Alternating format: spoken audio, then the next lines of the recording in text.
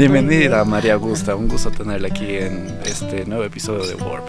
Bueno, muchísimas gracias. Estoy muy contenta de estar aquí, de conversar contigo y también de apreciar estas bellas instalaciones. Felicitaciones por todo esto. Sí, muchísimas gracias por venir y felicitaciones a Bandung Studios, que es nuestro sponsor como tal, ¿no? Felicitaciones. Me gustaría comenzar hablando sobre el CLIN, que es un congreso latinoamericano para la ingeniería industrial. No sé si tal vez comenzamos con esa invitación, sí, ¿no? Bueno, es un congreso sumamente importante. En días anteriores hicimos una rueda de prensa para dar a conocer a la comunidad universitaria, a la ciudad, al país, sobre este importante evento. De hecho, el CLEIN es el Congreso Latinoamericano de Estudiantes de Ingeniería Industrial y Afines, y en esta ocasión reúne a más de 22 países que se van a dar cita en Cuenca, en la Universidad de Cuenca, para la 33 edición del Congreso. Sí, así vi que tiene varias líneas temáticas. Sí, justamente son líneas importantísimas que son parte de estas grandes líneas estratégicas que la universidad se ha propuesto para el presente y para el futuro, considerando que en el siglo XXI hay nuevos desafíos. Entre ellas está la transformación digital, la sostenibilidad inteligente y el desarrollo tecnológico. Son tres importantes líneas que se van a tratar. Sí, la verdad, súper interesante. Podremos tocar los ejes temáticos de cada una de estas. Por ejemplo, en el primer punto que tenemos de transformación digital, estoy leyendo aquí que vamos a tener economía digital y nuevos modelos de negocios, tecnologías emergentes como inteligencias artificiales, blockchain, hasta computación cuántica, ¿no? Y este tema de propiedad intelectual y simulación de procesos industriales. ¿Cómo tú has visto que esto ha sido aplicado ya dentro de la academia? Bueno, nosotros como Universidad de Cuenca nos hemos planteado grandes ejes transversales a nuestras líneas de investigación y de innovación, entre ellas la transformación digital. El gran reto de este siglo, y dado que estamos en un mundo globalizado, es caminar hacia esa transformación digital. Pero hay muchos desafíos dentro de este. El primero, que el desarrollo tecnológico es exponencial y la capacidad de aprendizaje de los seres humanos es apenas lineal. Entonces tenemos que confiar más en el conocimiento colectivo, en las redes, en el trabajo interinstitucional. Y el otro gran reto de la transformación digital es que hay que invertir recursos y no hay que dejar a nadie atrás. Ese es el gran reto, no convertirnos en una élite que está muy ligada a la tecnología mientras la gran masa poblacional está fuera de ella. Nuestro reto entonces es, como Universidad de Cuenca, avanzar en estos temas, pero sin dejar a nadie atrás. Súper bien. La verdad, cuando hablamos de transformación digital, es algo que hemos estado justamente haciendo durante los últimos años y siento que ahora lo vamos a seguir haciendo el resto del tiempo como humanidad, ¿no? Yo creo que de aquí no es de que la transformación digital tiene una fecha límite, sino siempre lo vamos a seguir haciendo. Pero lo que tocas ahí es bastante peculiar, porque cuando hablamos de un aprendizaje lineal en un mundo con tecnologías que de cierta manera evolucionan, y es uno de parte del lema de este evento, ¿no? ¿Cómo nosotros adoptamos algo que evoluciona exponencialmente cuando pensamos o aprendemos de manera lineal? Bueno, lo lindo es que estamos en un momento de una nueva revolución industrial. Tú sabes que han habido varias revoluciones industriales a lo largo de la historia de la humanidad, y a través de ellas realmente la manera de vivir y de habitar este planeta cambió radicalmente. La gran diferencia con la revolución actual de la educación 4.0 o 5.0 ya es que los cambios se dan de manera muy rápida. Antes, cuando se creó la imprenta, cuando empezó la primera máquina, los cambios eran agudos pero largos, en largo tiempo se generalizaban. Ahora la inteligencia artificial, por ejemplo, que el año pasado por noviembre parecía que ya vino a quedarse de manera importante en la vida académica y en todos los aspectos de la vida de la sociedad, pues va evolucionando de manera exponencial, aunque valga la pena redundar. Entonces es otro momento. Yo siempre creo que hay que verle a esta revolución industrial de la educación particularmente como una gran oportunidad para que cosas que antes nos tomaban días ahora nos toman segundos segundos, ya ni siquiera minutos, sino segundos. Entonces, a partir de ya tener esa información, ¿qué sigue?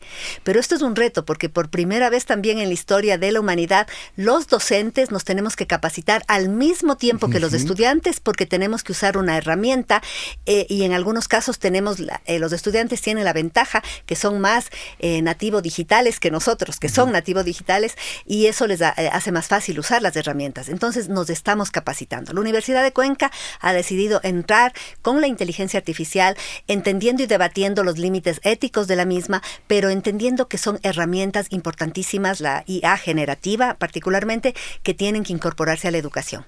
Perfecto, no lo pude haber yo respondido mejor. Entre estos podemos tocar varios ejes, ¿no? Entre estos está, por ejemplo, los lineamientos éticos detrás del uso de la inteligencia artificial.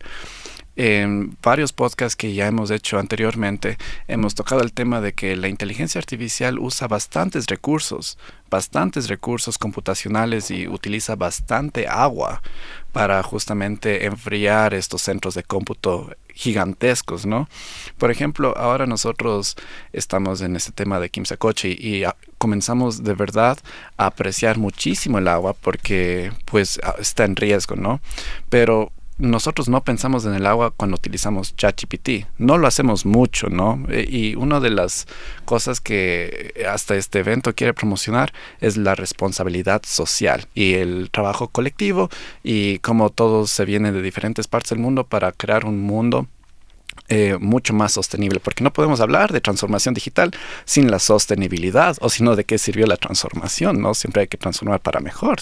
Exactamente. Yo te decía que tenemos varias líneas transversales y una era la transformación digital. La otra, que va íntimamente ligada a la primera, es la sostenibilidad.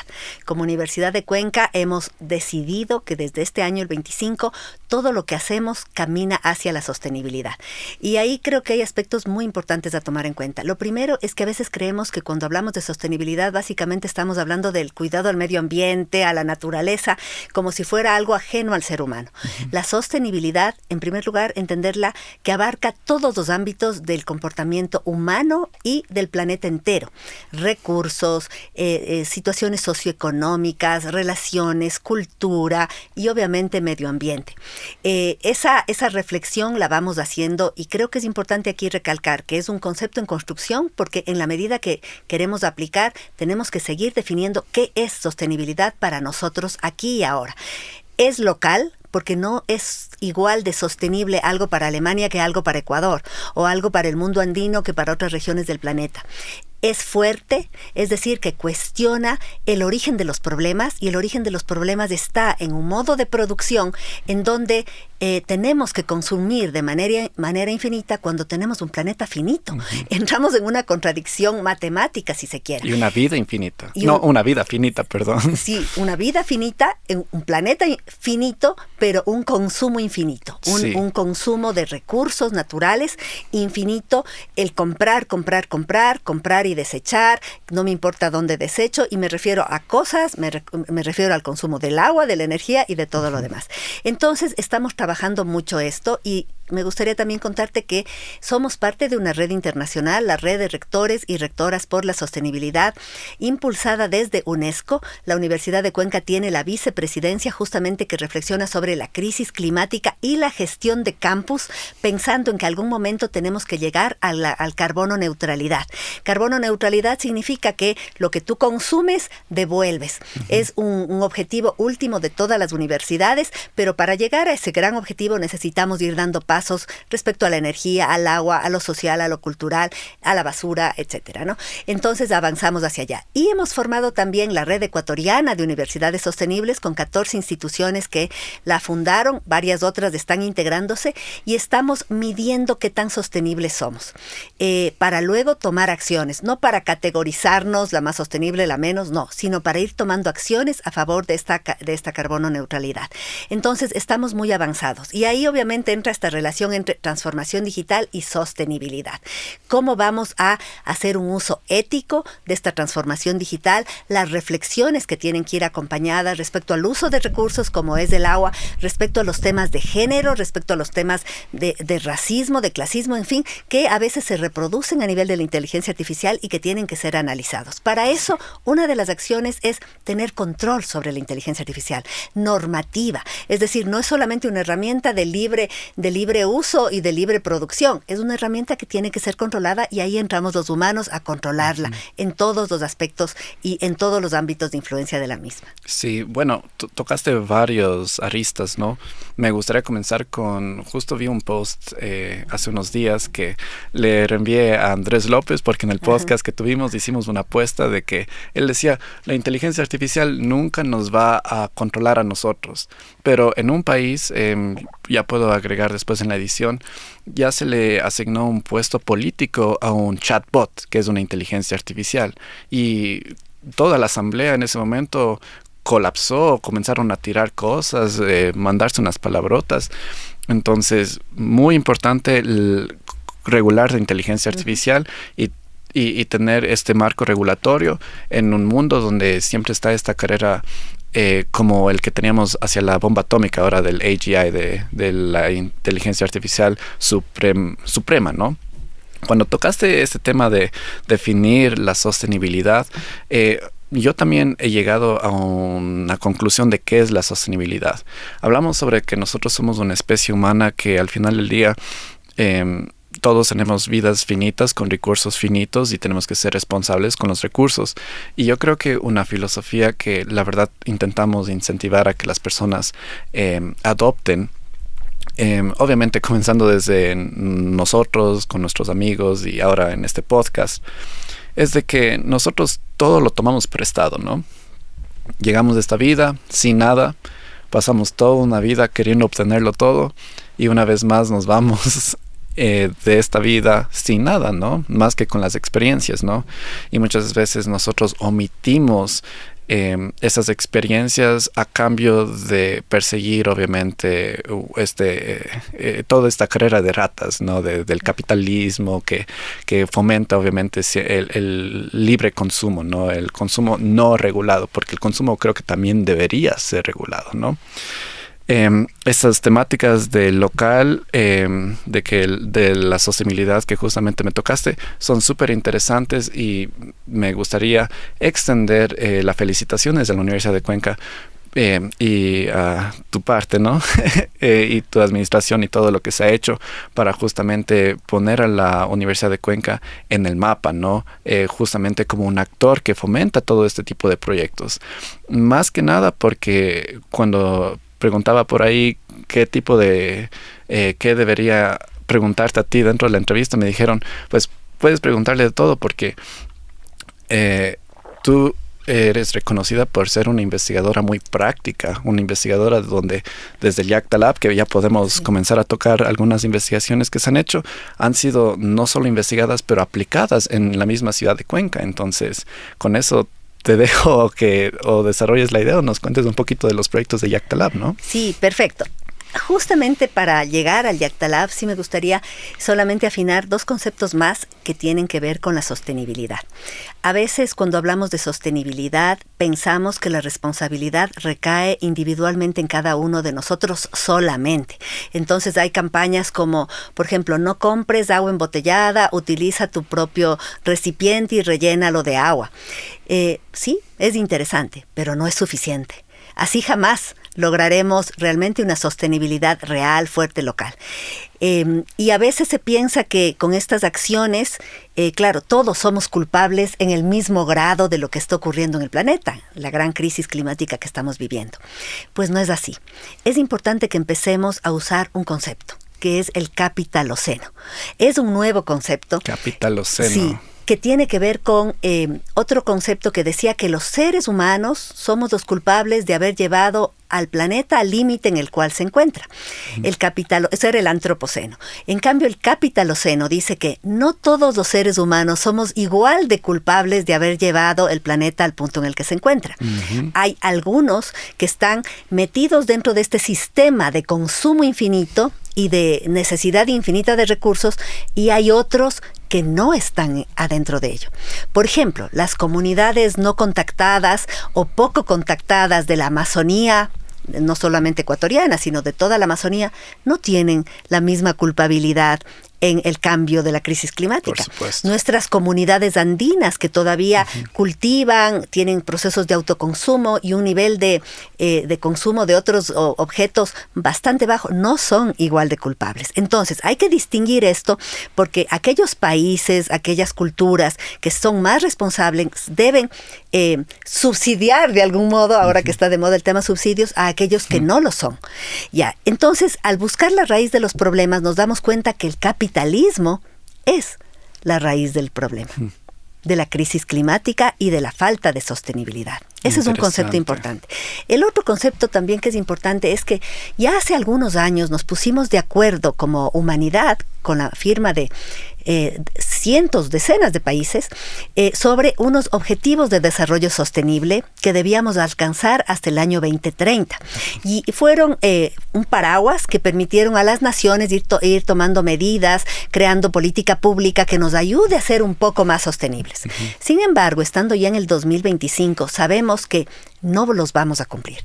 Estamos lejos de alcanzar los objetivos de desarrollo sostenible, y no solo eso, sino que en muchos de ellos hemos retrocedido. Y no solo eso, hay algo peor. Hay todo un lobby, toda una campaña en contra de los objetivos de desarrollo sostenible, en contra de la sostenibilidad en general, promovida por actores políticos de algunos países del norte global, sobre todo, ¿no? Entonces, tenemos que reforzar estos conceptos de sostenibilidad local, estos conceptos de crítica a la raíz de los problemas, porque en cualquier momento, como se ha demostrado ahora en el mundo, podemos retroceder. Y eso es muy grave, porque sobre todo afecta a las mayorías más empobrecidas y más vulnerables del sur global. En donde está nuestro país. Entonces, esas dos cosas hay que tomar en cuenta para entender bien lo que es sostenibilidad. Llegando al Yactalab, antes de ser rectora de la Universidad de Cuenca, fundamos conjuntamente con otros compañeros un grupo de investigación oficial registrado en la Universidad de Cuenca que se llama Yactalab, Mi Tierra, laboratorio de Mi Tierra, Yacta, Mi Tierra, a la que me pertenezco, y se llama Yactalab Ciudades Sustentables. En este grupo confluimos personas de distintas áreas de conocimiento, y esa es la primera importante característica del Yactalab, es interdisciplinar.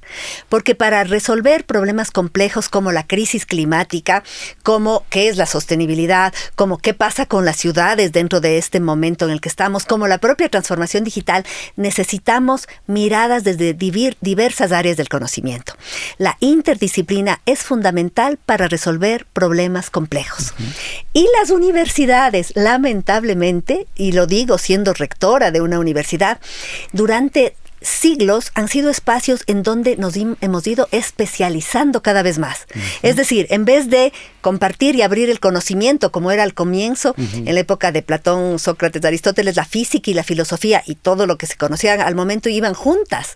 Alguien era físico y filósofo al mismo tiempo. Luego nos especializamos tanto y nos compartimentamos en áreas del conocimiento tan separadas que nos ayudó, sí es verdad, a que cada disciplina se desarrolle mucho. Pero en este momento necesitamos volver a unir el conocimiento en investigación transdisciplinar que cree un conocimiento nuevo. Un lindo ejemplo para entender esto es el agua. El agua está formada por hidrógeno y oxígeno. El oxígeno es valiosísimo. El hidrógeno es valiosísimo, pero solo el rato que se unen de manera intrínseca se forma el H2O, que es el agua, y solo el agua da vida. Esa es la interdisciplina, eso es lo transdisciplinar. Entonces el Yactalab empezó como uno de los primeros, por no decir el primer grupo en la Universidad de Cuenca, ya hace más de 10 años, 11 años, en empezar a tener este discurso, este diálogo interdisciplinar. Fue muy bonito. Lo segundo fue reflexionar sobre la sostenibilidad. Lo que hemos estado haciendo esta mañana. ¿Qué es sostenibilidad? ¿Cómo empezamos a reflexionar de lo sostenible? Y empezamos a pensar básicamente la ciudad. ¿Qué es sostenible para la ciudad? ¿Cómo debe ser la movilidad sostenible? ¿Cómo debe ser la vivienda sostenible? ¿Cómo debe ser la energía, el agua dentro de una sociedad, pero con una mirada de sostenibilidad? Y a partir de ahí empezamos a construir conocimiento científico, a construir ciencia, que ha dado como resultado varios libros, varios artículos científicos y un montón de política pública también, porque hemos trabajado de manera colaborativa con instituciones públicas y privadas, y creo que eso es de lo más valioso que hemos construido. Qué hermoso. No sé si tal vez puedes hablar de algunos de los proyectos de Yactalab. No estoy seguro, pero algunos me dijeron que tal vez tuvo que ver con la creación de las ciclovías dentro de la ciudad de Cuenca. Tal vez puedes hablar un poquito de eso, sí, y después retrocedemos a tocar algunas temáticas, ¿no? El Yactalab, cuando empezó, se planteó algunos ejes. El uno muy fuerte que se ha desarrollado profundamente, liderado por Daniel Orellana, que es otro de los cofundadores del Yactalab. Él de hecho es biólogo con formación en análisis espacial, es el de movilidad sostenible. Entonces nosotros empezamos a investigar qué pasa con la movilidad. Actualmente sabemos que quien está en la punta de la pirámide, como se llama, es el auto privado. Todo está pensado para el auto privado. Más vías, asfaltar, espacio para parquear, todo pensado en el auto privado. Cuando el auto privado consume combustibles fósiles no renovables, contaminantes, y además lleva a una o a veces máximo 2 personas, ocupa un espacio del espacio público, porque la calle es espacio público y está ocupada, en el caso de Cuenca, solamente por un 30% de usuarios que tienen carro privado. Ya, entonces empezamos a reflexionar desde ahí. ¿Qué podemos hacer para que la gente vuelva a caminar? Porque en Cuenca la gente caminaba muchísimo. Claro, la ciudad se expande, y ¿cómo hacemos para que vuelva a caminar? ¿Cómo hacemos para que use bicicleta? ¿Cómo hacemos para que dé un giro en esta pirámide y el peatón sea el primero, luego el uso de bicicleta, luego el uso de otro tipo de modos de transporte y al final el auto privado? No digo que desaparezca, pero quizá básico cambiarle de combustible fósil a eléctrico. Pero además que no se use más que en casos de desplazamientos de largas distancias, ¿no? ¿Cómo reorganizar la ciudad para no necesitar el auto privado para tus actividades diarias, como ir a la tienda, ir a la peluquería, ir a dejar a tus hijos en la guardería o cualquier actividad así, ¿no? Entonces esas reflexiones empezaron hace 11 años y han dado como resultado cosas muy interesantes. Por ejemplo, hay que mejorar la calidad del espacio público, tiene que estar más iluminado, debemos tener ciclovías. Mientras más ciclovías tengamos, más ciclistas tendremos. Entonces es lanzar este anzuelo para poder tener más usuarios de ciclovías, mejorar veredas, mejorar el paisaje, en fin, son una serie de cosas que se han ido demostrando científicamente, y en ese sentido hemos podido incidir en el diseño correcto de ciclovías, porque una ciclovía, si solamente está en la parte recta, lindo, pero el rato que llegas a la intersección, al redondel, no puedes usar, pues simplemente estás evitando que usuarios que no son deportistas, usuarios normales como puedo ser yo, o bueno, no sé si tú eres deportista, ya no lo hagan, ¿no es cierto? Ya no usen bicicleta porque tienen miedo de cruzar el redondel, el puente, la intersección, en fin. Entonces hemos avanzado mucho con este tema, y además tenemos varias herramientas que hemos ido construyendo, usando ahí también los temas digitales, la inteligencia artificial, para ir dando soluciones más rápidas y que puedan convertirse en política pública dentro de los municipios. Hermoso, hermoso. Una de las cosas que he estado analizando, porque para prepararme para esta entrevista dije, tengo que comenzar a pensar como arquitecto para más o menos entender un poquito más cómo es el razonamiento detrás de no solo tú como investigadora, pero este grupo interdisciplinario, ¿no? Al ser interdisciplinario hay que empatizar con la mente creativa del otro, porque es esta cohesión de imaginación que permite resolver problemas de cierta manera esparcidos en diferentes ámbitos, ¿no? Entonces, cuando hablamos de diseñar soluciones en la movilidad, pensándolo desde un punto de vista arquitectónico, hay que pensar en tanto como del espacio, el diseño y la función que tiene, obviamente, el objeto dentro de este espacio, ¿no? Me gustaría saber cómo... Cuenca ahorita tiene 4 ríos, ¿no? Entonces, quisiera saber, ¿esos ríos de cierta manera sí crean como que estos cuellos de botella en los puentes? He estado comenzando a observar últimamente, ¿no? Siempre y alrededor de las 6 de la tarde, de lo que yo he estado viendo es de que, bueno, Cuenca ahora de que están como que construyéndose más edificios donde se venden más viviendas, y esas viviendas se comienzan a hacer mucho más caras, empujando así un poquito la gentrificación, ¿no? Todo este tipo de cosas, ¿no? Ahora es como que hay más carros que personas en los hogares, o más de los que debería haber, ¿no? Si hay 4 personas en el hogar, cada uno posiblemente tiene un carro, ¿no? Esa es como que más o menos la cultura cuencana. Y nosotros tenemos eso y no queremos sacrificar este estilo de vida de suburbio, ¿no? No queremos convertirnos en una ciudad, queremos igual nuestro patio, queremos nuestro garaje, pero queremos que igual la ciudad crezca. Pero mientras más crece la población, más crece la necesidad de autos, y más crece la necesidad de vías. Pero como los ríos separan a Cuenca, ahora a las 6 de la tarde está lleno de carros, toditos de los puentes. ¿Cuál sería una solución que se podría hacer para justamente resolver esto, no? A ver, la solución es justamente reflexionar en cuál es la movilidad sostenible. Uh-huh. La ciudad tiene un tamaño, las vías tienen un tamaño y no hay cómo ampliarlas más. Uh-huh. Eso hay que tener claro, porque a veces... Al menos que dentro de la tumbemos ciudad, casas, ¿no? Claro, a no ser que se tumbarían casas, lo cual no es muy probable, ¿no? Uh-huh. Entonces, llega un momento en el que la saturación de las vías convierten al flujo vehicular en que ya no pueda moverse más, ¿ya? Hacia allá vamos. Cuenca en unos años más tendrá un tráfico y unos trancones, o como le quieran llamar, insoportables. Alguna gente ya lo está viviendo. Entonces, por ejemplo, ahorita la gente que va a Chayabamba tenía ya estos trancones larguísimos dentro de la autopista. Se están empezando a construir unos intercambiadores que solucionarán el problema un tiempo, porque luego, como ya es más fácil moverse, más gente irá a vivir en Chayobamba y sus alrededores, y por lo tanto en pocos años más otra vez ya no podremos pasar. Uh-huh. Entonces, la solución no es ampliar vías. Eso es difícil de entender al comienzo, porque uno dice, la solución para más carros es más vías o más amplias. Llega un momento que otra vez ya no puedes pasar, y hay un momento que ya no hay más espacio, punto, ahí se acaba. Uh-huh. Entonces, la solución es ir a transporte público de alta calidad. Esa es la solución, y es la solución por la que han optado las grandes ciudades del mundo. Uh-huh. El transporte público de calidad, ¿qué significa? Buses eléctricos con frecuencias altas, seguros, limpios, puntuales, claro, que tú sepas exactamente a qué hora pasa. Otras soluciones que han optado otras ciudades quizá más grandes, el metro con varias líneas, el mismo tranvía es una buena solución, pero quizá un poco costosa para nuestros recursos, pero bueno, también sirve. El tranvía debe conectarse con otras líneas para que sea fácil bajarte del tranvía y de manera inmediata subir a un bus que te lleve a tu destino, uh-huh. En fin. Esa es la solución a largo plazo.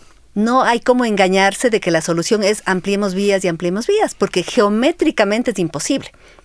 Igual que decíamos antes que es imposible un modo de consumo infinito en un planeta finito, uh-huh. Es igual, no podemos tener carros infinitos en un área finita de vías. Uh-huh. Entonces, hacia allá hay que caminar y hacia allá hay que propender. Ahora, no solamente es el transporte público de alta calidad, también es pensar la ciudad. Ahora hay un concepto muy interesante que se llama la ciudad de los 15 minutos. ¿Qué quiere decir eso? Que tú en 15 minutos caminando tienes todo lo que necesitas para vivir. Ciudades inteligentes. Sí, son ciudades que les puedes llamar inteligentes, ciudades sustentables, ciudades con una densificación acorde, planificadas, como les quieras llamar. Pero este concepto más, ¿no? De ciudad de los 15 minutos, que empezó de hecho en Francia, uh-huh. Ahora está ya implementándose en China, que ellos tienen ciudades gigantescas. Para ellos una ciudad pequeña es de 10 millones de habitantes. Uh-huh. Están empezando a planificar eso, de modo que tú no necesitas ni siquiera usar el transporte público, menos aún el carro privado. El carro tú lo puedes tener para irte fuera de la ciudad, a un viaje interprovincial, cosas así. Cuando tengas que moverte, uno de los miembros de la familia toma el transporte público, pero los demás, los niños, los adolescentes, las personas que puedan trabajar a 15 minutos de distancia.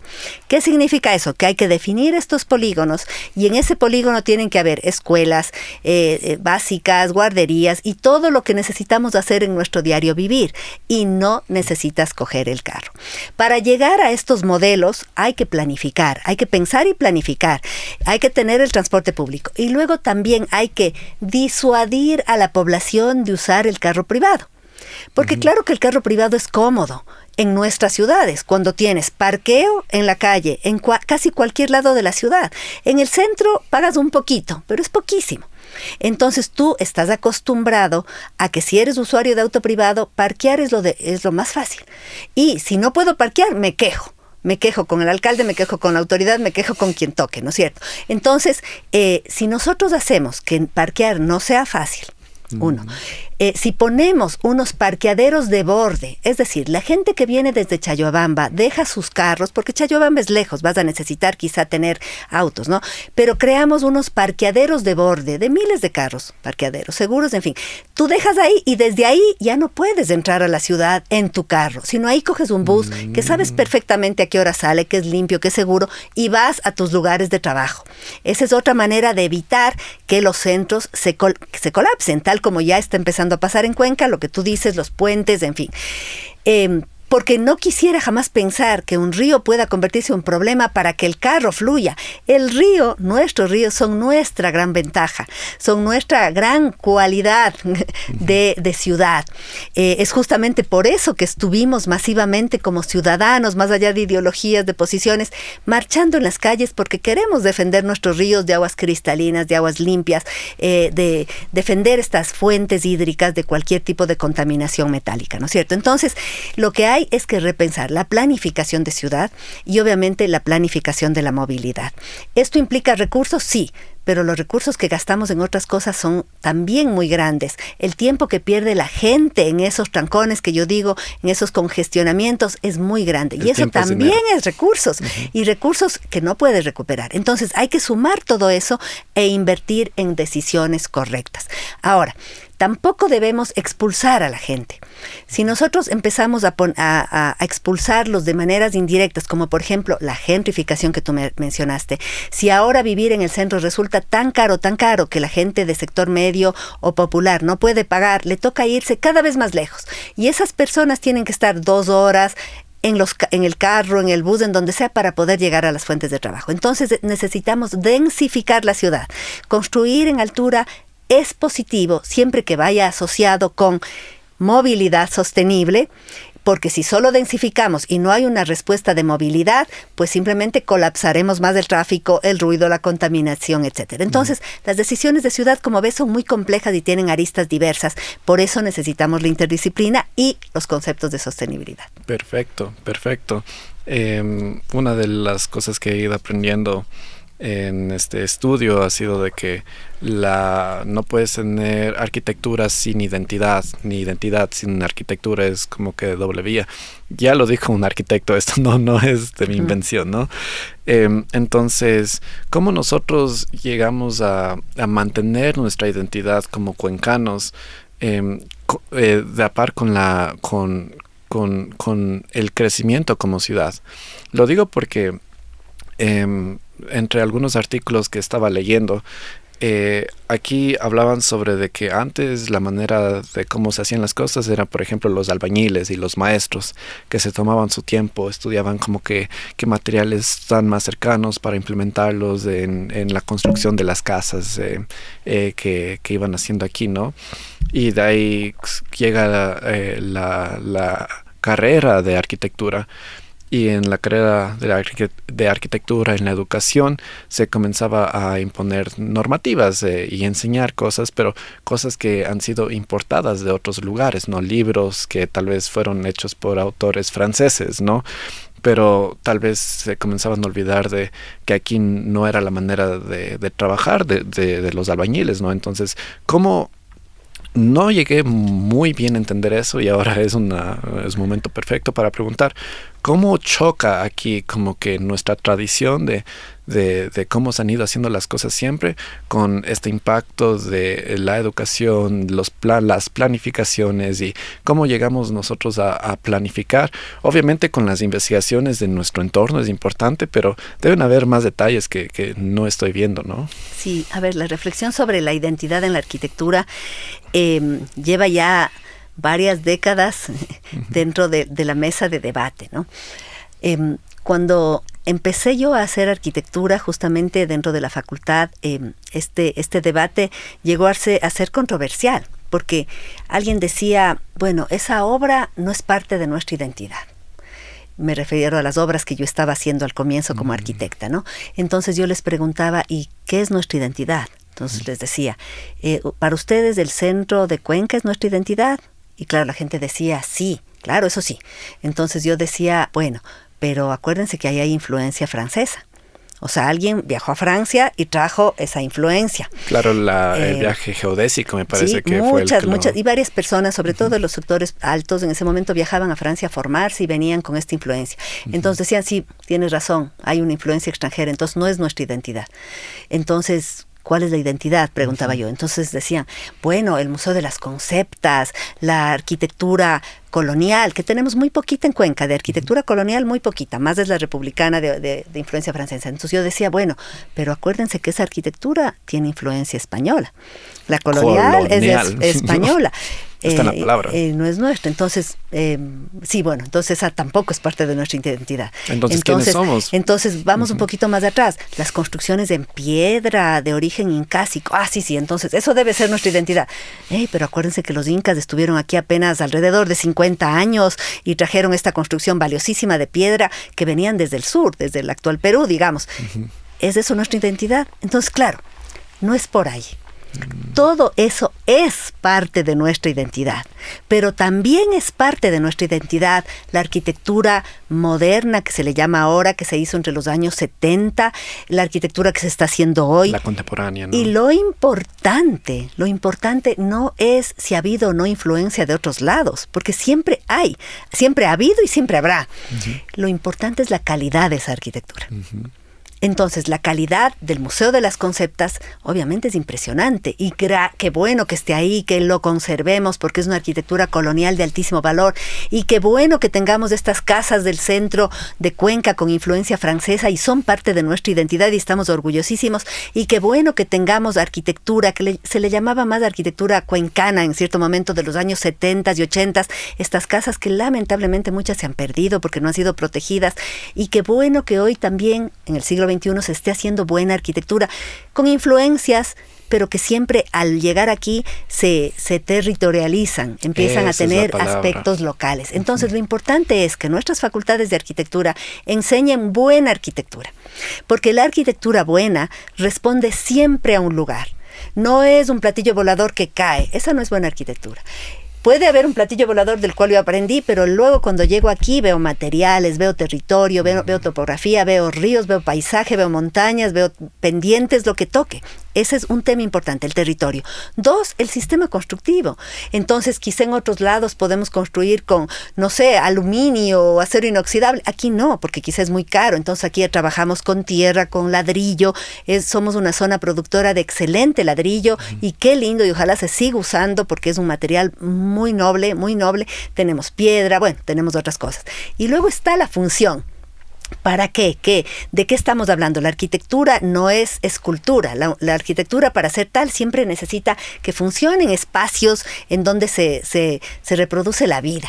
Y lo importante es reflexionar sobre cómo vivimos y cómo queremos vivir. Entonces, la casa, por ejemplo, que es quizá lo que más conocemos, la casa de Cuenca de comienzos del 1920, 1930, 40, no tenía baños, no era una habitación con baño, habitación de padre, habitación de hijo, sala, comedor, cocina, como son las casas de ahora. Eran otros tipos de espacios con patios, con cuartos interconectados. Luego se empezó a meter el baño, se le puso primero bajo la grada, después ya se le empezó así. Bueno, porque hay que pensar cómo queremos vivir. Y la pregunta hoy es, con todo esto, con los materiales que tenemos y las visiones y las influencias, hacer una arquitectura para aquí y para ahora. Eso es lo que importa. Y así vamos construyendo identidad, porque la identidad se sigue construyendo, no es algo que ya murió, no es algo muerto ni enquilosado, es algo en construcción. Entonces es una reflexión bien bonita que más bien demanda a los arquitectos, a los profesores, a los estudiantes a repensar el mundo del espacio y de la construcción permanentemente. Hermoso, hermoso, la verdad. Creo que no pudo haber un mejor episodio donde tratamos de estos temas de sostenibilidad, transformación digital y tecnología, ¿no? Podríamos pasar al segundo pilar, que justamente ya lo hemos abordado, que es la sostenibilidad inteligente, donde los ejes temáticos es energías renovables, desarrollo de productos sostenibles, gestión eficiente de recursos naturales, huella de carbono y descarbonización industrial. Pues ya lo tocamos, ¿no? Es la Pero verdad. bueno, sí hay más que tocar. Por supuesto. Te quería contar un lindo proyecto que tenemos. Adelante. Tenemos un proyecto que se llama Moverú. Es un proyecto que nos habíamos propuesto desde hace mucho tiempo que tiene que ver con las energías renovables y con la movilidad. Y por eso justamente aquí cuando hablamos de sostenibilidad inteligente calza perfecto. Contarte además que ha ganado recientemente un premio de la CIPEM. Gracias a la CIPEM por ese premio. Un premio también de la municipalidad y sus empresas públicas. Muchas gracias. Y estamos mañana recibiendo un premio en Chile. El vicerrector de la universidad ha viajado a recibir un premio de la OLADE de energías renovables. ¿De qué se trata Moverú? Justamente se trata de pensar cómo empezamos a implementar todo esto que hemos hablado de la movilidad sostenible, pero dentro de la universidad. Entonces tiene subproyectos, por ejemplo, tenemos unas ecovan que están movidas por energías renovables que unen el campus Balsay con el campus central. Hacen estos recorridos de estudiantes, de personal administrativo que necesita moverse entre uno y el otro. Pero lo importante es que son eléctricos y lo importante es que esa energía la producimos en nuestro mismo campus. Tenemos dentro del campus Balsay, en el departamento de energía eléctrica, en la Facultad de Ingeniería, tenemos un laboratorio de la microred eléctrica, que a nivel micro estudiamos la producción de energía fotovoltaica, el uso de baterías de hidrógeno, baterías de litio, las vamos estudiando, bicicletas eléctricas, motos eléctricas, carros eléctricos y la ecovan, que son pequeñas van eléctricas. Cómo funcionan, cómo se mueven, porque tú sabes que nosotros al estar a 2.500 metros sobre el nivel del mar, el comportamiento de la combustión y todo lo que implica es muy distinto. Y por otro lado también hay que medir cuánto sol tenemos, para cuántas horas nos sirven, en fin, todo eso se investiga ahí, es un laboratorio de primera, quizá el mejor, bueno, seguro el mejor del Ecuador y quizá el mejor de América Latina. Les invito a conocer a aquellos interesados en estos temas. Entonces, ahí estamos estudiando la energía renovable, estamos produciendo también energía que nos está permitiendo abastecer a aulas que ya son autosustentables desde el punto de vista energético. Entonces, unimos la movilidad sostenible con la energía. A más de la ecovan, capacitamos en el uso de bicicletas. Justamente este sábado vamos a tener una cicleada porque enseñamos a usar la bicicleta, no solamente a manejar la bicicleta, sino todo lo que implica ser un ciclista urbano. Tenemos además otros proyectos asociados, como por ejemplo un proyecto que fue interesante, se llama Yo Te Llevo, que si yo tengo un carro privado, puedo no solamente ir yo, sino puedo ir con 3 o 4 más y así tener ciertas ventajas en la universidad. Se sortean bicicletas entre los estudiantes, se les dan premios a los usuarios, se mide también cuánto se pueden desplazar en bicicleta, en fin. Bueno, tenemos una serie de proyectos y por eso ha sido un proyecto institucional estratégico muy valorado por distintas instituciones y estamos sumamente contentos. Y yo creo que eso es la sostenibilidad inteligente, es ir dando soluciones reales desde la sostenibilidad, en este caso energética y de movilidad. Quería contarte porque es un proyecto muy interesante. No, muchas gracias por contarme y bueno, ya tienen otro fan. Y de mi parte me encantaría igual visitar esos laboratorios, ¿no? O sea, siempre es súper chévere saber quiénes son las personas detrás de todas estas innovaciones que son tan necesarias e importantes, ¿no? Con mucho gusto. Me gustaría tocar el tercer pilar, igual contándote sobre el proyecto con el que Volve va a estar justamente ayudándole o contribuyendo dentro del CLIN, ¿no? El tercero es el desarrollo tecnológico, ¿no? Donde tenemos las ejes temáticas con automatización industrial, robótica colaborativa, nanotecnología y manufactura, ¿no? Nosotros hablamos un poquito acerca de la industria 4.0 y la industria 5.0. En la industria 5.0, pues trata sobre que ahora la máquina es un amigo del humano, o sea, trabajan en conjunto porque nosotros cuando hablamos de nuestros estudiantes y de que los estudiantes nacen en la era digital, no por nacer en la era digital se garantiza de que ellos saben manejar herramientas digitales, ¿no? O sea, puedo ser yo una persona que paso todo el día en el Instagram y nunca aprendí a utilizar las herramientas, nunca utilicé herramientas digitales, ¿no? Y entonces, ¿qué es lo que nosotros desde Warp hemos hecho y lo que llamó la atención justo de Juan Carlos Yibisaka, me parece que he estado en contacto? ¿Y quién era el que está a cargo? Y Rodrigo Guamán. Y Rodrigo Guamán, que están justamente impulsando este evento desde la Universidad de Cuenca. Es de que nosotros creamos un directorio dinámico hecho con inteligencia artificial, regulado por las mismas personas. Es decir, nosotros tenemos ChatGPT, todos han usado ChatGPT, y en ChatGPT yo digo, necesito ver un estudio de arquitectura que me ayude a construir una casa en ese sector. Probablemente ChatGPT no te dé como que la persona directa, no te da dar los precios, no te da los productos y servicios de una empresa si es que encuentra alguna. Nosotros no tenemos control sobre los datos que ChatGPT presenta porque ChatGPT simplemente absorbe todos los datos existentes del Internet.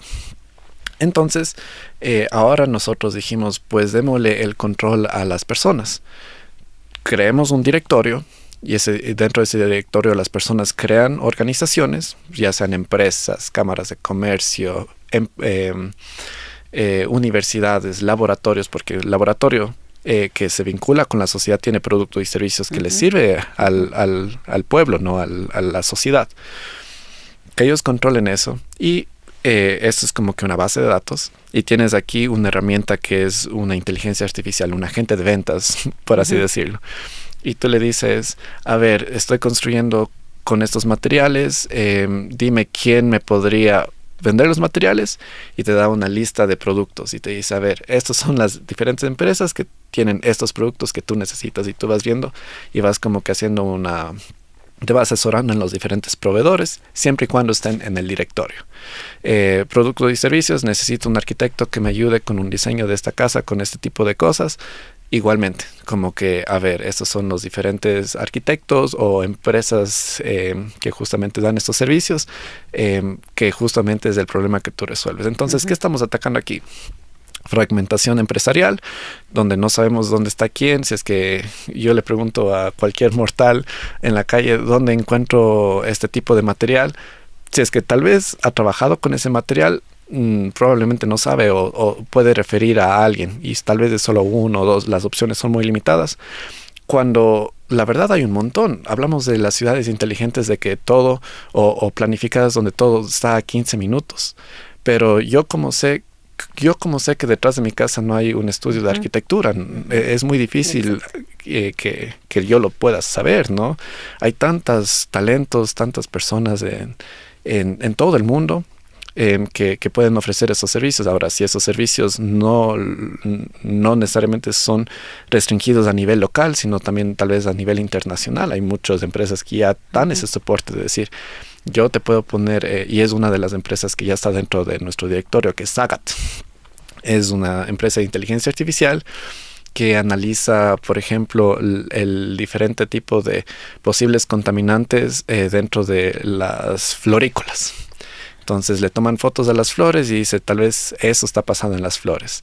Entonces, todo eso con análisis de inteligencia artificial, ¿no? Y eso ya da soporte a nivel mundial y ya se están expandiendo hasta África, ¿no? Entonces, o sea, este directorio es tan dinámico, pero con el soporte a nivel internacional, y es por eso de que en Client que Word está dando justamente esa abertura ahí. Y desde Word también invitamos a que, si es que existe un gremio de arquitectos que ya tienen sus productos y servicios establecidos. Invitarles a que se unan dentro del evento, dentro de la plataforma, para que nosotros comenzar, obviamente poniendo nuestro granito de arena para que todos tengan accesibilidad de manera gratuita, porque el app es gratis, ¿no? A encontrar justamente de manera inteligente soluciones sostenibles, ¿no? Me parece valiosísimo, creo que lo que están haciendo como Word es muy, muy interesante. A más del gremio de arquitectos, bueno, está el Colegio de Arquitectos, la Cámara de la Construcción, que son socios que podrían estar interesados.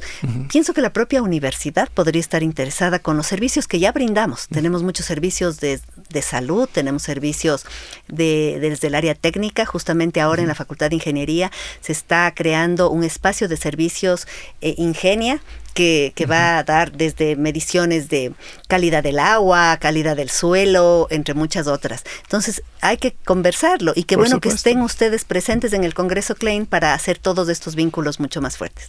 Excelente. De nuestra parte, encantados, sí, nos encantaría. Justamente agregarles a nuestro directorio.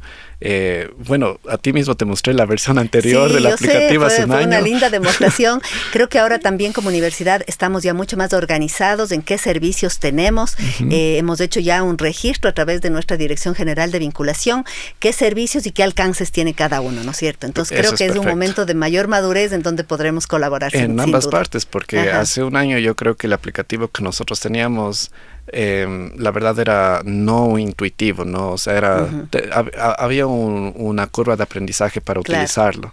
En el de ahora lo hemos bajado de nivel a que una inteligencia artificial es el que te da haciendo todo. Entonces, creo que eso está genial. Eso es justo lo que la tecnología de solo este año ha permitido hacer. Hace un año yo no hubiese podido hacerlo, ¿no? Ha habido un cambio radical y la cuestión es aprovechar para este tipo de soluciones que a la larga mejoren la calidad de vida de la gente, que es nuestro gran objetivo, tanto de empresas como la tuya como de la universidad pública. Claro, ese es este tipo de partnership de PPP, que es Public-Private partnerships como tal, ¿no?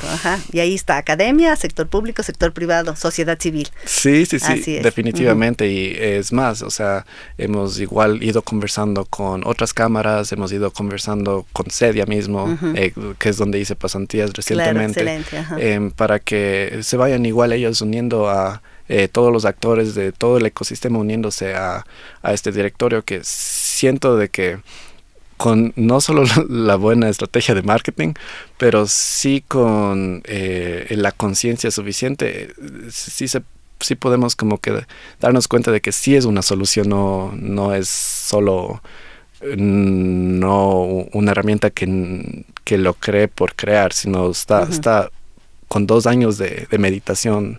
Así es. De antemano, ¿no? Qué lindo, felicitaciones. Qué lindo que sigan madurando la herramienta, siempre es valioso, y como universidad dispuestos también a esa colaboración siempre. Hermoso. Ok, hay unos temas que no terminamos de tocar en una de tus intervenciones, y hablamos sobre de que algunas ODS dentro de Cuenca estábamos retrocediendo, y eso me pareció gravísimo. Entonces tal vez podríamos tocar qué ODS no estamos viendo, qué está pasando. Sí, cuando hablaba de que no estamos cumpliendo los objetivos de desarrollo sostenible, no me refería a Cuenca, me refiero al planeta. Al planeta entero. Me refiero al planeta entero. Es decir, por ejemplo, uno de los objetivos de desarrollo sostenible es hambre cero. No lo vamos a cumplir, o sea, solo por decirte algunos, ¿no? Y cuando hablaba de estos lobbies internacionales, me refería, por ejemplo, a presidentes de naciones del norte global que se oponen al desarrollo sostenible porque quieren mantener los privilegios de un desarrollo capitalista que privilegia a muy poquitos, dejando a la mayoría fuera, ¿no? Lo interesante de todas estas soluciones que hoy hemos hablado y de la reflexión de sostenibilidad, de la posibilidad de movilidad sostenible, del propio Klein, de todo esto es llevar a todos hacia este desarrollo sostenible, ¿no? No solamente a un grupo muy reducido. Entonces, no me refería a Cuenca, sino más bien me refería en general al planeta entero. Ok. Entonces, hablamos sobre de que nosotros estamos como que retrocediendo en cuanto a las ODS, porque vimos de que el capitalismo era el problema. Ahora, ese es un problema no justamente porque dice que el capitalismo es un problema, sino es un problema porque muchas veces las personas ni siquiera tienen claro qué es el capitalismo. O sea, es un concepto muy ambiguo muchas veces que se puede tomar. Entonces me gustaría explorar un poquito para ti, María Augusta, ¿qué es el capitalismo? Sí, cuando hablo yo del capitalismo, hablo de cómo está el capitalismo en este momento, destruyendo el planeta entero, ¿no? Crisis climática, uso de recursos, afianzar el consumo de combustibles fósiles que no son renovables, etcétera, ¿no? Dejar a la población fuera. Entonces, cuando hablamos de que hay que ir a la raíz de los problemas, más que discutir si es capitalismo, creo que hay que repensar cómo queremos vivir. Eso es lo importante. Entonces, queremos vivir en una sociedad en donde los seres humanos y todas las otras especies que cohabitan con nosotros del planeta tengan la posibilidad de desarrollarse. Un mundo en donde la solidaridad, la equidad, lo colectivo primen, ¿no? Porque a veces con el capitalismo pensamos, por ejemplo, que solamente la propiedad privada es la única manera de propiedad. Puede haber también propiedad colectiva. Los parques. Exacto, puede haber. Entonces, eso hay que ir desarrollando. Y no digo que esto se va a cambiar de un día al otro, ni mucho menos. Yo lo que pienso es que es fundamental que desde las personas que estamos pensando, la academia, la ciencia, las soluciones, pensemos en que hay otras maneras de hacer las cosas. Que si hoy estamos en un momento complejo es porque no las hemos hecho bien del todo, como humanidad me refiero, ¿no? Entonces, ¿qué no hemos hecho bien y qué podríamos hacer mejor? Ir construyendo otros escenarios, de otras formas de vivir, de habitar, más solidarias, más del cuidado, porque eso es algo interesante también, en un momento de desarrollo exponencial de la tecnología, cuando hablamos qué carreras se van a fortalecer en los siguientes años, aparentemente deberían ser todas las tecnológicas, pero oh sorpresa, todas las que tienen que ver con el bienestar y el cuidado también se van a fortalecer, porque si no nos cuidamos como seres humanos, pues podemos desaparecer, o la humanidad puede desaparecer, al menos la humanidad tal como la conocemos ahora. Y no queremos eso, lo que queremos es habitar este planeta de una manera más coherente, más pensada en función de los demás seres humanos y otros seres, ¿no es cierto? Entonces, en función de eso hay que repensar cómo usamos el agua, cómo usamos la energía, cómo vivimos, cómo construimos, las soluciones tecnológicas, qué vamos a hacer con la inteligencia artificial, cómo nos vamos a mover, en fin, ¿no es cierto? Todas esas reflexiones que creo que son demasiado valiosas. Sí, bueno, aquí hay varias cosas que me gustaría hablar. Primero que nada, estamos hablando de un cambio. Yo siento de que la historia de la humanidad muchas veces se repite, son como que olas, ¿sí? O sea, buenos tiempos traen hombres débiles traen malos tiempos y como que se va repitiendo. Hombres y mujeres. Hombres y mujeres. O seres humanos. Seres mejor, humanos. Ahí estamos todos. Sí. Me refería como que hombre, como el ser humano. Sí, lo que pasa es que ahora reivindicamos mucho también ser nombradas las mujeres. Okay. Porque claro que se usó durante décadas la palabra hombres para referirse a hombres y mujeres, pero en la actualidad no nos sentimos nombradas. Eso es quizá algo que sí vale la pena decirse en espacios como este, ¿no es cierto? Por ejemplo, cuando nos invitan a rectores y rectoras y dicen, bueno, los rectores tal cosa, las rectoras decimos, a nosotros ya no nos están diciendo nada. Y no, claro, sí estaban incluidas, pero entonces, ¿cuándo sí estamos y cuándo no? Hay un lindo ejemplo que la profesora dice, no sé si has oído este ejemplo de la necesidad de ser nombrados, dice, a ver, todos los niños salgan al recreo. Los niños varones salen y las niñas mujeres no salen. Y la profesora dice, ¿por qué no salieron? Y las niñas dicen, porque solo dijo los niños. Y la profe le dice, cuando digo niños, son niños y niñas. Entonces ya, las niñas salen. Entonces llega de nuevo la profesora y dice, todos los niños que quieran ser del equipo de fútbol salgan. Y las niñas salen. Y la profesora dice, no, ustedes no, les dije a los niños. Pero las niñas dicen, pero usted dijo que cuando diga niños también somos nosotros. No, ahora, cuando era el equipo de fútbol, ustedes no estaban incluidas. Entonces, estamos nombradas a veces y a veces no. Entonces, es importante que siempre estemos nombradas. Por eso a mí me encanta usar seres humanos, porque cuando hablamos de seres humanos sí estamos hombres y mujeres. O si no, hay que decir hombres y mujeres para estar nombradas. Completamente de acuerdo. Ok. Me gustaría igual enfatizar de que tú eres la primera rectora en la Universidad de Cuenca. ¿En toda la historia o en...? En toda la historia. Wow. La Universidad de Cuenca va a tener 158 años en este mes de octubre, que empieza ya mismo, y yo gané las elecciones cuando teníamos 153 años. De hecho, la primera rectora mujer en toda la historia. 153 años solamente con rectores hombres. Por eso también digo que es importante que se hable de rectora y rectores, ¿no? También. Sí. Y no es un logro solamente mío, es un logro de todas las mujeres que han hecho comunidad universitaria, que han sido profes, estudiantes, dirigentes, decanas, todo, ¿no? Que fueron abriendo el camino poquito a poquito. Y creo que al ser yo mujer, también estoy abriendo el camino a muchas otras niñas, adolescentes, jóvenes que vean en la vida académica una vida llena, completa para las mujeres también. Sí, creo que es importantísimo como que aclarar eso, porque también apoya el punto de que estos espacios son justamente para todos como que tomar conciencia de este tipo de cosas, sí, ¿no? Sí. Ok, en cuanto al tema que estábamos hablando, era que al final del día nosotros como seres humanos, por nacer en eras digitales, no necesariamente es de que sabemos como que todas estas tecnologías, ¿no? Entre eso, quería tocar un punto aquí que tal vez no está completamente relacionado, pero nosotros tenemos que ir aprendiendo también qué tecnologías adoptamos y ser muy decisivos en esto. Por ejemplo, hablamos de las tecnologías que yo tenía cuando tenía 10 años, que era la 3G o 4G. Un poquito después. Ahora tenemos el 5G y ahora escucho que China está haciendo el 6G. Y yo digo, wow, o sea, son frecuencias que son bastante fuertes que están emitiendo estas antenas, ¿no? Y está en el espectro electromagnético y hay energía detrás, ¿no? Y lo estoy diciendo porque pues yo lo he estudiado, ¿no? Es fascinante.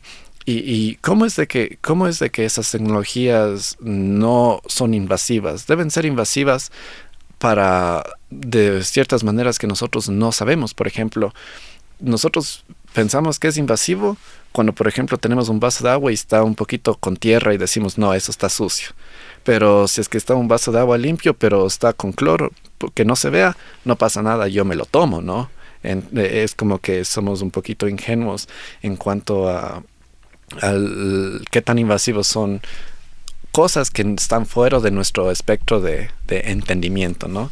Y qué tal si es que estas frecuencias son tan fuertes que comienzan a desorientar a migración de pájaros, porque sabemos que los pájaros sí pueden ver las ondas electromagnéticas de la Tierra y eso ellos utilizan para migrar, ¿no? Y son tan precisas de que me acuerdo que cuando yo era niño nos enseñaron en la escuela, yo estudié en Estados Unidos, nos enseñaron en la escuela que había un pájaro que hacía un nido en un árbol, iba a Canadá, migraba y regresaba al mismo nido, o sea, esa exactitud, ¿no? Y eso no es de que, o sea, el pájaro, porque se acuerda, sabe, debe tener algún tipo de referencias de campos electromagnéticos para poder movilizarse, ¿no? Y si es que estas tecnologías, hablamos de el avance de la tecnología y lo hermoso y lo que facilita en el análisis de datos, pero si esas tecnologías comienzan a afectar hasta una simple abejita, que sin ellas, la verdad, nosotros no estaríamos aquí, ni otros animales, ni nada. Si nosotros no estamos aquí, o sea, no pasa nada. Pero si una abeja no está, eso ya prácticamente comienza a colapsar todo. ¿Cómo ¿Nosotros peleamos contra eso? Comenzando con la conciencia desde niños y niñas, ¿cómo nosotros comenzamos a ir en contra de esta urgencia de avance tecnológico? Para eso está la ciencia. O sea, mi respuesta solamente es ir a la ciencia.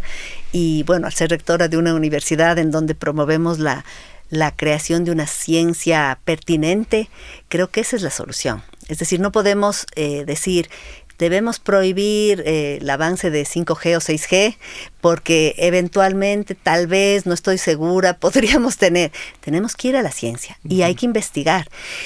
Yo me acuerdo, soy muchísimo mayor a ti, pero me acuerdo que cuando yo era pequeña no estaba nada penalizado fumar.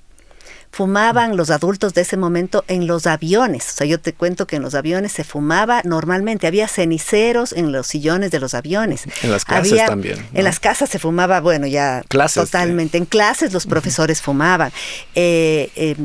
Y no solo eso, sino había publicidad de mujeres muy guapas, hombres muy guapos, fumando, ¿no es cierto? Para que se vea como la juventud, la belleza asociada al cigarrillo. En cierto momento se investigó que fumar causa cáncer y se ha difundido. Y a pesar de eso, hay gente que sigue fumando, pero al menos ya se ha prohibido la publicidad, se ha prohibido fumar en lugares con personas. Si alguien quiere fumar, tiene que salir. Es decir, y hay toda una serie de políticas públicas en contra de que el cigarrillo se use de manera indiscriminada y que además sea hasta un símbolo de estatus y de belleza, ¿no es cierto? Pero nos tomó muchos años y mucha gente tuvo que morir. Entonces, ¿cómo descubrimos que el cigarrillo da cáncer? A través de la investigación científica. Entonces siempre hay que confiar en la investigación, dar más fondos a la educación y a la investigación. Todo país que quiera prosperar de manera sostenible necesita invertir en educación. Y más nuestros países, en educación básica, bachillerato, educación universitaria, doctorados. Ahora la universidad tiene 4 doctorados en marcha que están investigando temas locales, ¿no es cierto?, de recursos naturales renovables, de ciencias de la computación aplicada, doctorado de sostenibilidad territorial y de recursos hídricos. Todo eso nos va dando respuestas científicas. Entonces, cuando hablamos de este tipo de avances tecnológicos que quizá puede ser que lleguen a poner en peligro, hay que investigarlos. Hay que científicamente, con un método riguroso, con unos objetivos, con unas estrategias y con unas conclusiones, investigar. Es la única salida. Y no dejarnos llevar a veces por estas posverdades o estas leyendas urbanas que a veces a través de las redes se difunden y que tanto perjuicio hacen a la humanidad entera. Una de ellas le voy a mencionar, por ejemplo, que la Tierra es plana. La Tierra es plana, la Tierra es plana. Y a los que estamos en el mundo académico nos parece una estupidez. Una Peor que perdón que use esa palabra, pero nos parece una estupidez. Sin embargo, hay mucha gente que cree, porque encima más se cree que es un tema de creencia. Entonces, una conspiración. Exacto. Eso hay que dejar de lado. Estas teorías conspirativas, falsas, posverdades que se quieren posicionar en muchos espacios, no. Tenemos que confiar en la ciencia y hacerlo bien, y hacer una ciencia local de acuerdo a nuestras propias necesidades de la época, de la región, del país, en fin. Entonces, creo que esto se tendrá que ir aclarando, y si obviamente descubrimos con ciencia que eso nos está enfermando, hay que parar. Ya, hay que parar. Y esa sería la salida y la respuesta para un mundo en donde la tecnología obviamente está, como ya dijimos al comienzo, en este despliegue exponencial. Hay que estarle investigando y hay que irle poniendo sus límites si nos está afectando. ¿Cómo nosotros ponemos límites desde el pueblo? O sea, desde la sociedad, para ser un poquito más riguroso. Porque, por ejemplo, el uso de la marihuana que se dio en los años 70, me parece. Antes de eso era completamente legal. Comenzó como que movimiento hippie en Estados Unidos y le pusieron a la marihuana, los psicodélicos, en la misma categoría que la heroína. A pesar de que la marihuana nunca ha matado a nadie, pero el cigarrillo en ese tiempo sí. O sea, creo que más del 90% de muertes viene del cigarrillo y del alcohol, que son drogas legales, a diferencia de la marihuana y los psicodélicos, que no ha matado a nadie prácticamente, ¿no? Obviamente sí hay un tipo de deformación en la psiquis. Eso no hay que quitarlo. O sea, todo tiene su... hay una validez detrás de cómo controlar eso, pero al final del día es como que la norma vino desde una política pública, y esta política pública es ley, y esta ley como que se hace, pero y todas las investigaciones que se hacían con psicodélicos, que por ejemplo con los hongos se estaban investigando tratamientos para la depresión que eran mucho más cortos que utilizar antidepresivos. Antidepresivos tú puedes utilizar años. Con la utilización de psicodélicos, tú tomas, por ejemplo, una dosis de psilocibina que viene dentro de los hongos, y ha sido reportado por muchas personas de que eso les ha dado un cambio de vida profunda, ¿no? Obviamente hecho bajo las circunstancias adecuadas, para justamente ya comenzar a apreciar un poquito más la vida. O sea, una dosis que cambia vidas y todas esas investigaciones fueron cerradas por el gobierno. Entonces, a eso va mi pregunta, como que cómo nosotros de cierta manera peleamos contra políticas públicas que tienen una agenda detrás, ¿no? Sí, sí, de acuerdo. Cuando yo decía que confiemos en la ciencia, siempre pienso que estamos hablando de una ciencia hecha desde universidades que puedan tener independencia. Porque tal como tú lo has dicho, hay muchas investigaciones que están absolutamente dirigidas hacia unos resultados que previamente ya están establecidos, ¿no es cierto? Hay todo un movimiento de las propias farmacéuticas en esta dirección y de otros ámbitos también, ¿no? Entonces sí, hay que tener mucho cuidado de quién está atrás del financiamiento de esa ciencia, ¿ya? Hemos visto casos muy, muy graves, ¿no? Por un lado. Por otro lado, también decir que la ciencia ha dejado de lado a las propias mujeres, fíjate. Uno puede decir, ¿cómo que ha dejado de lado a las mujeres? Ha dejado de lado a las mujeres, ha dejado de lado a las minorías étnicas, porque muchas pruebas de laboratorio, pruebas de muchos casos se han hecho siempre o la mayoría de veces con hombres y con hombres de raza blanca. Te cuento, por ejemplo, el cinturón de seguridad. El cinturón de seguridad, que es un implemento básico para la seguridad vial, etcétera, nunca fue investigado en mujeres. Entonces, cuando las mujeres usamos el cinturón de seguridad, nunca se pensó, por ejemplo, que la mujer puede estar embarazada. ¿Cómo te pones el cinturón si estás embarazada? La propia contextura física de la mujer no fue estudiada. Y el tamaño de las mujeres, el tamaño promedio me refiero, es más bajo que el tamaño promedio de los hombres. También tenemos problemas. Muchas mujeres, no sé si te habrás fijado, se ponen aquí una franela o algo para que el cinturón no les estorbe. En fin, inclusive hoy falta investigación del cinturón de seguridad en mujeres. No es lo mismo. Ya no tenemos el mismo cuerpo, ni el mismo tamaño, ni los mismos ciclos biológicos, etcétera. Solo te pongo un ejemplo. Entonces, la ciencia, que yo valoro mucho, sí ha sido también ciencia parcializada, ya sea en quién se hacen los estudios de laboratorio clínico, o las pruebas clínicas, o quién está dirigiendo y financiando el proyecto, etcétera. Entonces, sí, hay que ser muy cuidadosos y gracias también por acotar esto en cómo se miran. En tu caso ponías ejemplos del tema de las drogas. Claro, las drogas se proscribieron de algún modo, ¿no es cierto? Totalmente, y poniendo en el mismo saco desde la marihuana hasta drogas muy, muy graves. Y todas se prohibieron por igual, y todas son igual de penalizadas, en fin, ¿no? Entonces, claro que hay que tener una reflexión más profunda sobre las mismas. Creo que eso es algo valioso que también desde la academia se puede aportar, y desde otros sectores, ¿no es cierto? Cómo debatir el tema de las drogas para que no se clasifiquen a todas por igual. Unas son muy dañinas, otras pueden ser menos dañinas. No significa que no sean nada dañinas, pero pueden ser menos. Tampoco vas a satanizar el uso eventual de algún tipo de droga blanda, como tampoco satanizamos el consumo de alcohol en una fiesta, siempre y cuando sea bajo cierto control y autocontrol y control social también, ¿no? Asimismo, entonces es un debate que tenemos que dar como sociedad. Caso contrario, estamos perdiendo la posibilidad de el pensamiento complejo, que es básico para poder tener decisiones más acertadas. Ok, me gustaría ir a justamente lo que está pasando actualmente. Por ejemplo, en este movimiento que estaba hablando del movimiento contra las drogas, se parecía una campaña hecha para que como que poder justificar la guerra, porque todo este grupo de personas estaba como que antiguerra, ¿no? En ese tiempo me parece que estaban yendo a la guerra de Vietnam.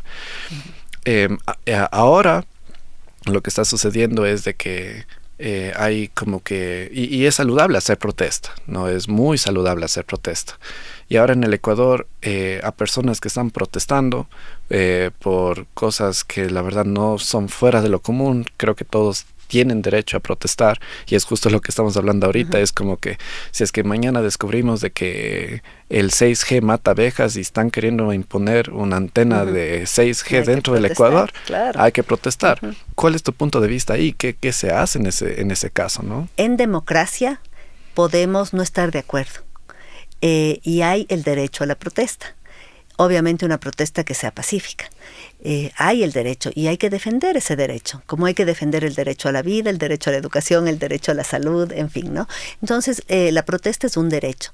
Yo considero que criminalizar el derecho a la protesta es muy grave como sociedad.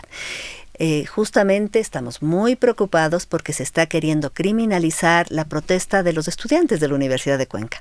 Hoy justamente a la presidenta de la FEUE hay una denuncia a través de Fiscalía que esperamos no prospere en absoluto, porque una presidenta de FEUE lo que hace es representar a un gremio estudiantil que ha existido siempre y que tiene derecho a salir a las calles a decir si algo no le parece bien. Eso es democracia. Derecho de libertad de expresión. La ¿no? libertad de expresión, exacto. Caso contrario, ya estaríamos en otro tipo de totalitarismo. En otro tipo de gobierno que no es el ecuatoriano. Nosotros vivimos en democracia, en donde la mayoría decide quién gobierna, los gobiernos duran un tiempo y luego hay otra vez procesos eleccionarios y decidimos quién queremos que gobierne. Eso es democracia. Y podemos en ese lapso decir lo que creemos. Entonces, si Cuenca entero se ha pronunciado ya en la consulta popular con un 80% de votación, diciendo que no queremos minería metálica en los páramos porque puede contaminar o va a contaminar, así sea en el porcentaje que sea, no importa, pero puede o va a contaminar nuestras fuentes hídricas, ya nos pronunciamos. Si salimos a las calles a decirlo, 100,000 personas o más, porque hubo momentos que estuvimos más, es claro lo que queremos. Eso es democracia, hay que escuchar.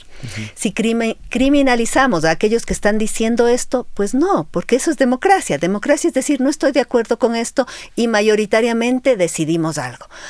Entonces, es muy peligroso empezar a este proceso de criminalización. No estamos de acuerdo con eso. Como Universidad de Cuenca nos hemos pronunciado y obviamente nos vamos a pronunciar hasta las últimas consecuencias. Nuestros estudiantes tienen derecho a protestar siempre que sea en vía pacífica. Y eso, así es como han protestado estos días. Por supuesto, sí.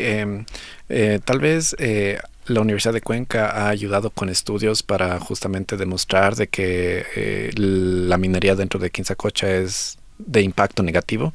Nosotros no tenemos facultad de minería, de minas, ni de petróleos, que algunas otras universidades tienen. Nosotros no tenemos, lo que nosotros tenemos es una facultad de ingeniería civil, en donde una de sus áreas de estudio es el agua. Y tenemos unos grupos de investigación que se dedican al estudio del ciclo del agua. Entonces nosotros sabemos el valor del páramo, lo frágil que es este sistema como sistema complejo. Cualquier alteración en el páramo toma muchísimos años su recuperación, por eso estábamos tan preocupados con los incendios, porque no iba a ser fácil, no es cuestión de ir a forestar con árboles, con especies, no, por más buena intención, no se trata de eso. La vegetación, la flora y la fauna de las zonas de páramos es muy frágil. Nosotros ahora adoptamos como mascota a una ranita roja que vive justamente en las zonas de páramo, que se llama cutín rojo, no sé si le habrán visto, cutín, para tratar de proteger su medio ambiente porque está en peligro de extinción. Es una de las especies que están en peligro de extinción.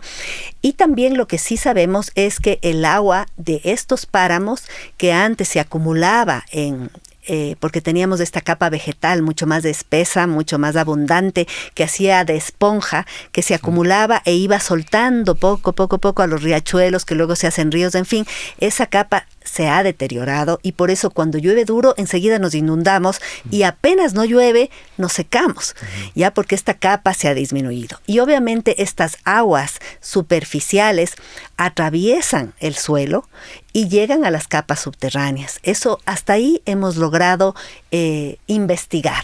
Entonces, si tú me dices si hemos investigado el efecto de la minería exactamente, no, pero sí hemos estudiado la relación entre el agua superficial con el agua subterránea.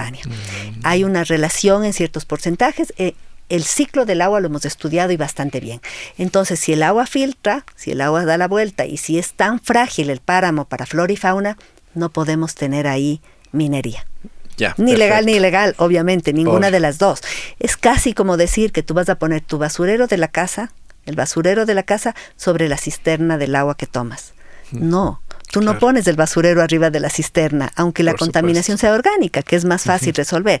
Menos aún vas a poner una minería que va a liberar metales pesados en donde empieza el agua de millones de personas. Perfecto. Creo que hemos cubrido bastante acerca de los diferentes pilares del evento, acerca de lo que se va a tratar en el evento, ejemplos muy reales y puntuales acerca de lo que se ha hecho desde la Universidad de Cuenca, y estoy seguro de que hay muchos más ejemplos de muchas más universidades o muchas más instituciones, ¿no? María Augusta, quiero agradecerte un montón por tu tiempo, al menos que tengas algo más que quieras agregar, ¿no? Bueno, invitar a que se unan al Klein. Una última cosa que me faltó decir es que tenemos un lindo Fab Lab que está asociado justamente con la carrera de Ingeniería Industrial. Estamos en proceso de acreditación de este Fab Lab, que es justamente un espacio de fabricación digital que tiene que ver con la ingeniería industrial y que creo que también va a ser protagonista de este Klein. Quiero contar esto para que sepan que la Universidad de Cuenca se caracteriza por su excelencia, por su calidad, que estamos muy orgullosos de ser universidad pública y que demostramos a la ciudad, al país y al mundo que la universidad pública puede ser de calidad. Y te agradezco mucho porque los temas que hemos debatido son importantísimos. Sigue adelante con este espacio y obviamente con la empresa Warp. Muchísimas gracias, y de igual parte muchos éxitos en la acreditación del Fab Lab. Fab Lab súper importante para ese nexo entre academia e industria, porque ahí se hacen los prototipos, ¿no? En 3D, investigaciones como tal. Y muchos éxitos igual en los proyectos que igual seguiré dando seguimiento del Yacta Lab y todos los otros proyectos que has mencionado en este episodio. Perfecto, muchísimas gracias. Un abrazo a todos.